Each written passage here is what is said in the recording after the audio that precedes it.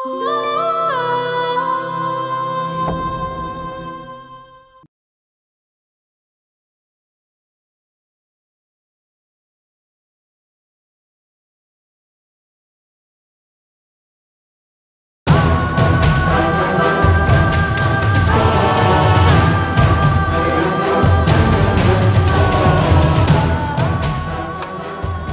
দিয়ে মারবেন? টাসি দুইটা দিয়ে মার।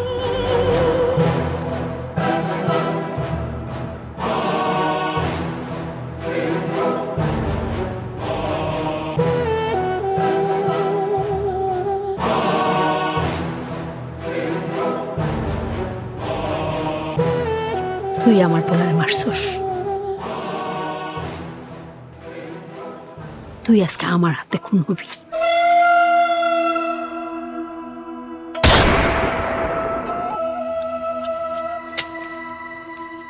ফারুক শুনছো? না রে, ইদানিং কানে কিছু শুনি না। আমিও না। ইন্না লিল্লাহি ওয়া ইন্না ইলাইহি রাজিউন। আল্লাহ।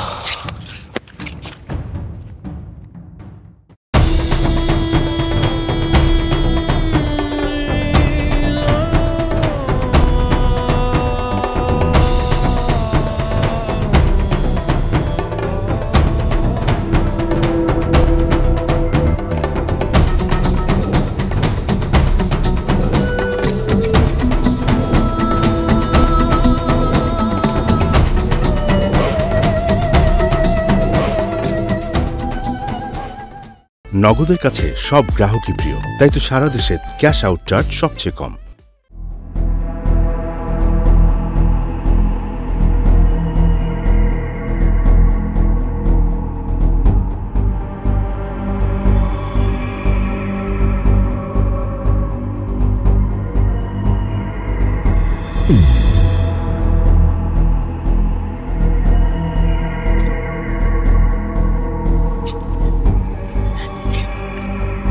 নাসিম, এই নাসিম, নাসিম কথা কো।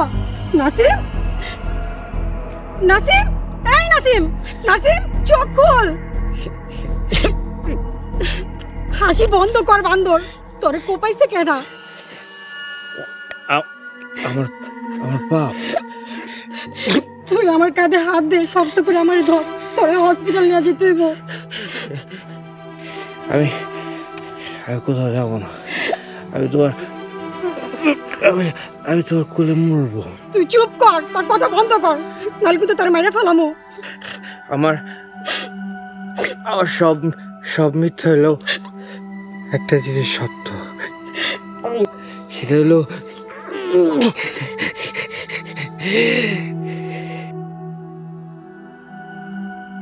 আমি তোমারে ভালোবাসি। নাসিম, নাসিম, নাসিম, এই নাসিম, নাসিম, এই নাসিম।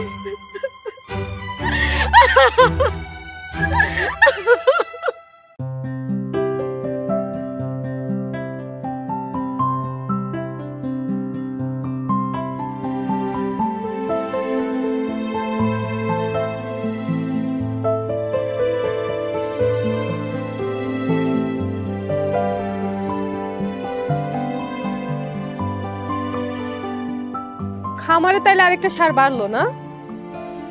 ও এখন খালি তোমার বান্ধবী একটা গাই গরু নিয়ে আসলেই হয়, কয়েকটা বাছুর পাবো আমরা।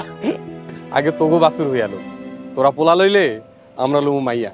না না না, আর সম্পর্ক বাড়ানোর কোনো দরকার নাই, এমনি সম্পর্ক মেলা হয়ে যাইতেছে। রিয়াদ ভাই আপনি ঘরে আহেন তো, আমি আপনার লেগে চা নাস্তা বানাইছি। আরে ঘরে যাই তুই বুকেন, নাস্তা এনেই নিয়ে হো, দুই বন্ধু এনেই খামো। যাও। গোবর দিয়ে চা খাইবো না, সবাই কি আর তোমার মতো খাস তো? আর এনে খালি কি রে নুরা, কি হইছে? কাম তো একটা হয়ে গেছে। কি হইছে? গ্রামে আবার খুন হয়েছে। খুন? আল্লাহ, কেডা খুন হইছে? নাসিম। নাসিম খুন হইছে? হ। নাসিম খুন হইছে? আচ্ছা তুই কি জানোস কে খুন করছে? তা তো কইতে পারি না, ওই বাগানের মধ্যে নাসিমের কোপানো লাশ পড়ে আছিল, পুলিশ আয়া এখন লাশ লয়ে যাইতেছে। চল তো দেখি। নিপা তুমি একটু গরুরের পানি খাও।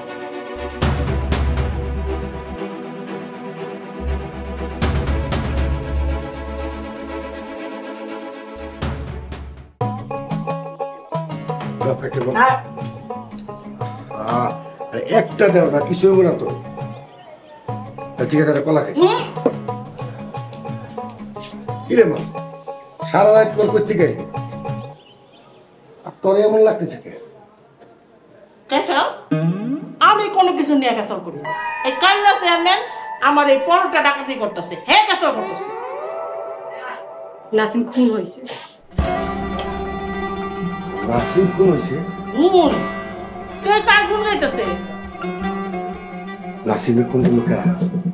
তুই? না, নাসিম রে খুন করলো কেন? হয় রে খুন করলো কেন? আরে সারা গ্রামের মানুষকে মাইরে ফেলাতে কেডা?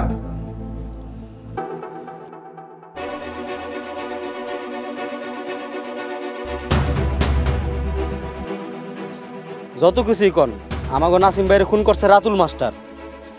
ছাগলের মতো কথা বলবি না। আমাদের মরহুম পুলিশ অফিসার রাশেদ সাহেবের মা রাজিয়া বেগম, তিনি নিজে থানায় গিয়ে স্বীকারোক্তি দিয়েছেন তিনি তাকে দা দিয়ে খুন করেছে। তার কাছে সেই রক্তমাখা দাগ পাওয়া গেছে এবং তার পোশাকে রক্তের দাগ ছিল।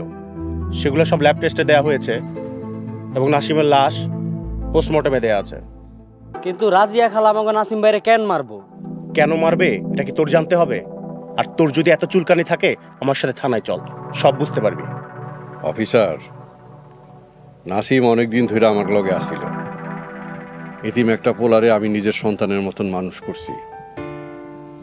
সেই মানুষটা এমন নির্মমভাবে খুন হইল, আমার মনের অবস্থা তো আপনি বুঝতেছেন। আপনাকে কি মানবিকতা বইলা কোনো কথা নাই? মানবিকতা আছে বলেই অন্য কথা তুলছি না, কিন্তু আপনার এই ছাগলটা ঘটনাকে ভিন্ন দিকে নিয়ে যাচ্ছে। বশির, একদম চুপচাপ খাড়া থাক, কোনো কথা কইবি না। জি মেম্বার সাহেব।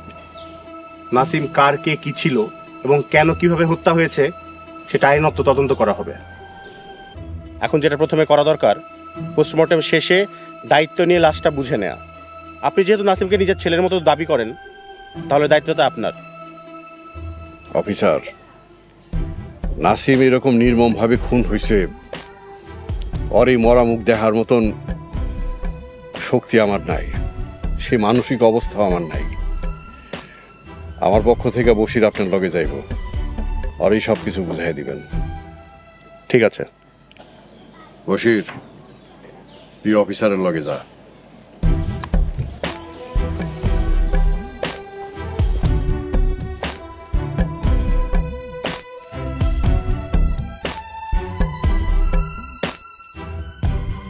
ঠিকই আছে, শালার পোতাকে উচিত বিচার হয়েছে।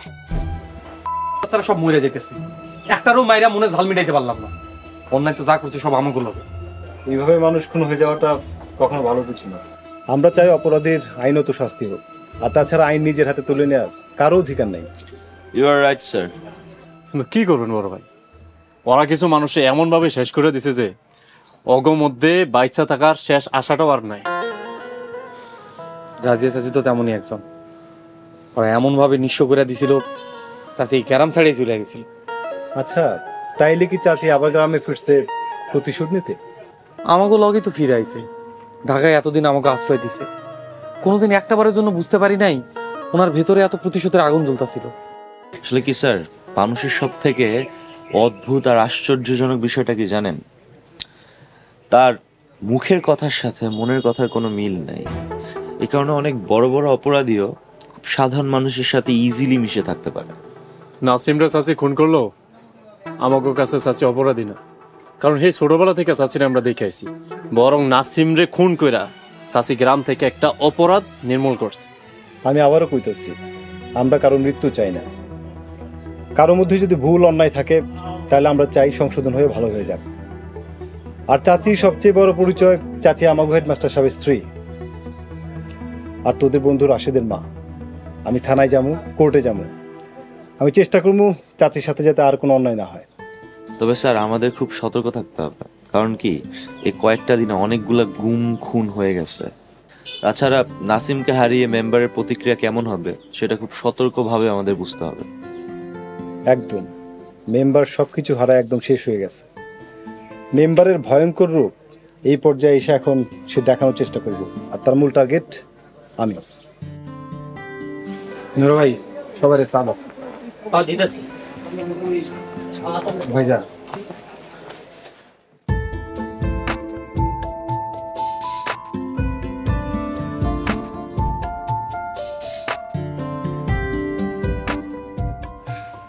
এটা কোনো কথা হলো? একের পর এক মানুষ খুন হচ্ছে। আগে তো খুন হইতো সব ভালো মানুষগুলো, কারণ সব শয়তানগুলো খুন হইতেছে। শয়তানগুলো নিজেরা কামড়াকামড়ি করেই মরতেছে। আতঙ্কের বিষয় হলো এখন সবার চোখ আমাদের উপরে, কখন যে কোন দুর্ঘটনা ঘটে যায়।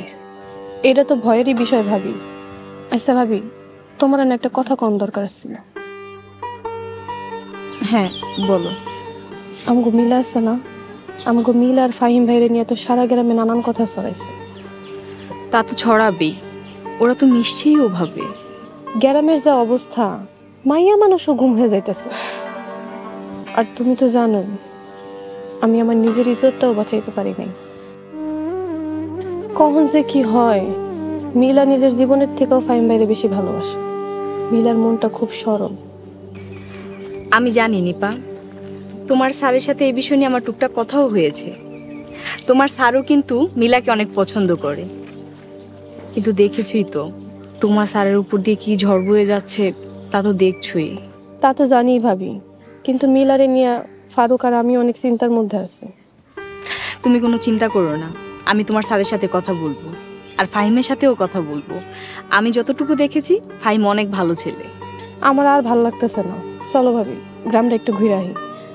চারিদিকে এত খুন খারাপি, এগুলো দেখতে আর ভালো লাগতেছে না, দমটা বন্ধ হয়ে আইতেছে। আমারও আর ভালো লাগতেছে। চলো।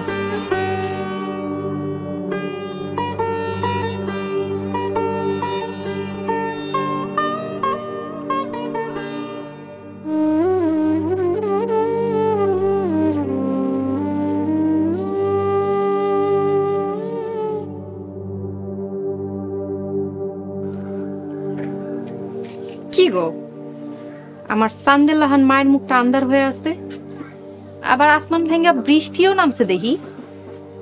মাঝে মধ্যে বৃষ্টি বাদলা না নামলে মাটি পুইরা তো চৌচির হয়ে যাবে। তোমার হালকা কথা যেমন আমি বুঝি না, তোমার ভারী কথাও আমি বুঝি না। তো একটা কথা ঠিকই বুঝি, আমার এই ফর্সা মায়ের মুখটা আন্ধার হয়ে থাকলে আমার এই সংসারটা পুইরা ছাই হয়ে যাইব। এদিকে ওই গোলামের পুতের কাছ থেকে এমন মিডা মিডা কথা শিখাইছস বুঝি। আমার মায়ের সে এই দুনিয়ায় মিডা আর কেউ নাই। তা তোর বাপে কেমন রে মা? তোর বাপরে তোর কেমন লাগে? আমার বাপের এলো এত এই গ্রামে আলোচনা সমালোচনা শেষ নাই, তাই আমার বাপ আমার কাছে একদম নিষ্পাপ শিশুর লাহান। হরে মা, বাপের কোনো পাপ নাই, বাপের খুনেরও কোনো মাপ নেই।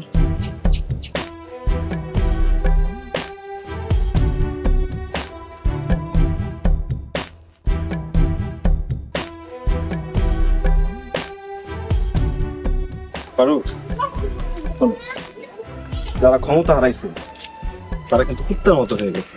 তোমরা সবাই একটু সাবধানে থাকবে। বড় ভাই, আপনি চিন্তা করেন না, পাগলা কুত্তাকে ওষুধ আমাকে খুব ভালো করে জানা আছে। মায়ের উপরে কোনো কথা নাই।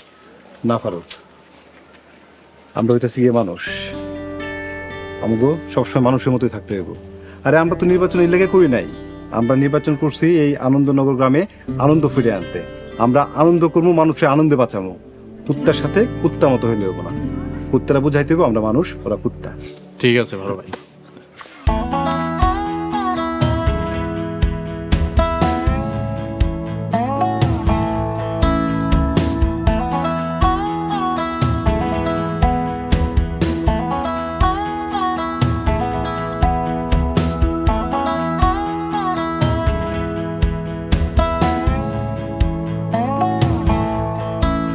কি খবর তারা? আমি ভালো না, তাই আমার সান ঘুমাইতেছে। কেন, কি হয়েছে?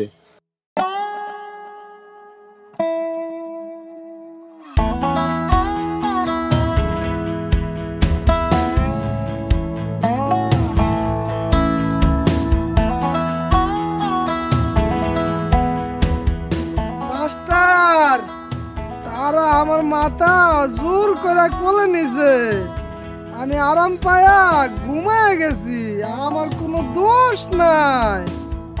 এছাড়া তে মানে ভালোবাসিস না? তে আমার কোলে ঘুমাবি না তো কার কোলে ঘুমাবি? না মানে না।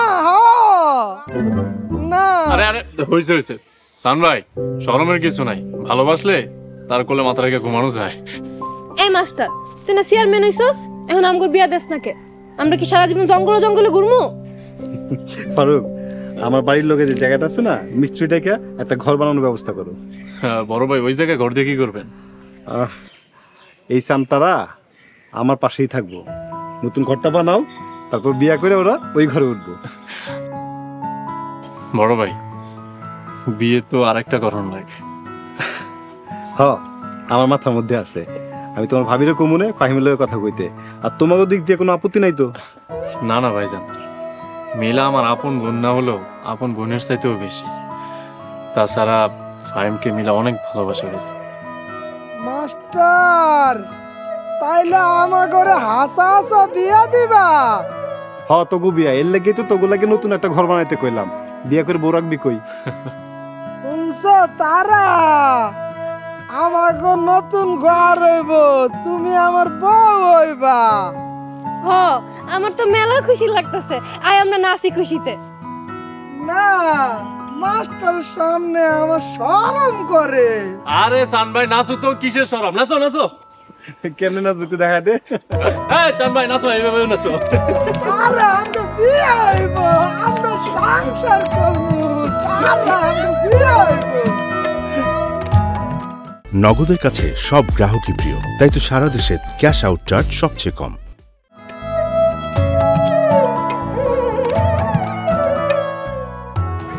কি ব্যাপার, এরকম বিষণ্ণ হয়ে আছো কেন? আমি কি বিষণ্ণ নাকি সবশেষে শূন্য, এটাই বুঝতেছি না। মানে কি? এই যে এতদিন ধরে আমি তোমার পাশে আছি, আমার সবটুকু দিয়ে তোমারে ভালোবাসছি, কিন্তু দিন শেষে আমি কি পাইলাম? আমি তো তোমার পাশেই আছি, সমস্যাটা কই? শুধু পাশেই আছো, অথচ আসব দিয়ে একবারও কইলা না তুমি আমার ভালোবাসো। আচ্ছা, ভালোবাসাটা কি মুখে প্রকাশ করার বিষয়? দেখো, আমি তোমার মতো দেশ বিদেশ ঘুরি নাই, চেয়ারম্যানের ভাতিজির মতো ক্ষমতা রূপ সৌন্দর্য আমার নাই। তাই আমি বুঝতে পারি তুমি আমার আর তোমার মাঝে একটা পর্দা ঝুলাই রাখছো, আর সেই পর্দা ভেদ করে আমি তোমার কোনোদিনও দেখতে পারি নাই। পর্দাটা আমি সরায় দেওয়ার পর যদি দেখো যে তুমি এতদিন যাকে ভালোবাসছো সে আমি নই? আমি তোমার যাই না না যাই না ভালোবাসছি, কিন্তু তোমার সম্পর্কে আমি যা শুনি তাতে আমার ভয় হয়, আমি মনে হয় তোমার যোগ্য না। কিন্তু আমি এটা কইতে পারি, আমি তোমার আসলেই ভালোবাসছি। নতুন কইরা আর কি শুনবো, আমি শুধু বাকিটা জীবন তোমার সাথেই থাকতে চাই। আমার মধ্যে কিছু রহস্য আছে সেটা সত্যি, কিন্তু তোমার মধ্যে কোনো রহস্য নাই। তুমি খুব সহজ সরল আর খাঁটি। তবে মিলা, তুমি কি জানো আমি যে তোমার মতো খাঁটি নই? তোমার বন্দুক চালানোর সাথে তোমার কথার মিল নাই। তোমার নিয়ে অনেক খটকা আমারও আছে, তবে একটা জিনিস আমার কোনো খটকা নাই, আমি যে তোমারে ভালোবাসি। তুমি চাইলে আমার সব কিছু কইতে পারো ফাহিম, তাই তোমারে ভালোবাসি মরতে আমার কোনো কিছু জানার দরকার নেই।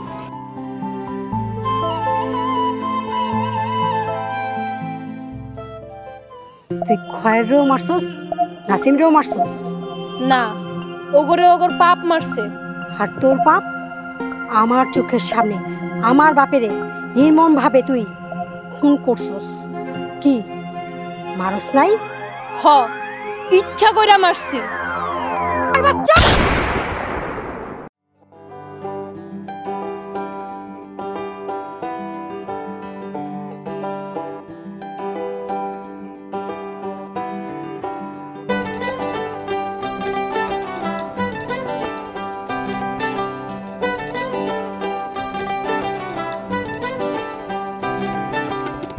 তুমি বিনা প্রাণ বাঁচে না, না রে, তুমি বিনা প্রাণ বাঁচে না,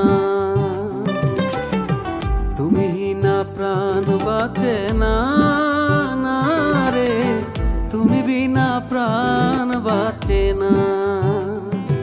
তুমি না থাকিলে পাশে দুটি নয়ন জলে ভাসে, কোনো কিছু ভালো লাগে না, না রে, তুমি বিনা প্রাণ